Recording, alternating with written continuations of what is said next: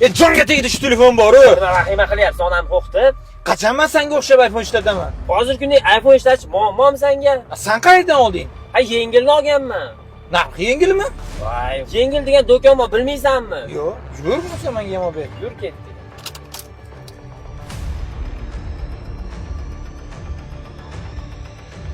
Mana senga aytgan do'konni bilmasmiding? Vaqtda faqat telefonlar sotiladimi? Yur, senga hamma narsa bor, senga nima kerak bo'lsa olib beray, senga narsalarni avval tanishgin. Xo'p.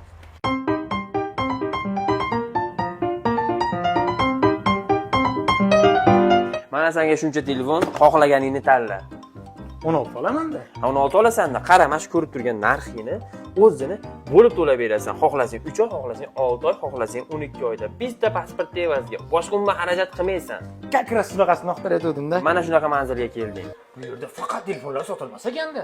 Hey jigar, uyingga ro'zg'orga hamma narsa bor albatta. Xolodilnik deysan, kir moshina deysan, Ariston, konditsioner, televizor, hammasi bor. Qozon, tovoq, ish tovoqlargacha bor. Uylanaman desang jigar, evilargacha bor. Ya qutuldimmi sendan? Rahmat ey do'stim. Bitta pasportga yana nimalar olsam bo'ladi? Mana shu yerda ko'rib turgan hamma narsani olsang bo'ladi. Manzilni eslab qolgan Quvasoy shahri Nazira Begim restoranining yonginasida. Bu yer haqida qarindoshlarga ham aytaman. Yengillar narxlar qanaqa ekan? Yengil ekan. Do'stlar, sizlarga ham tavsiya qilamiz.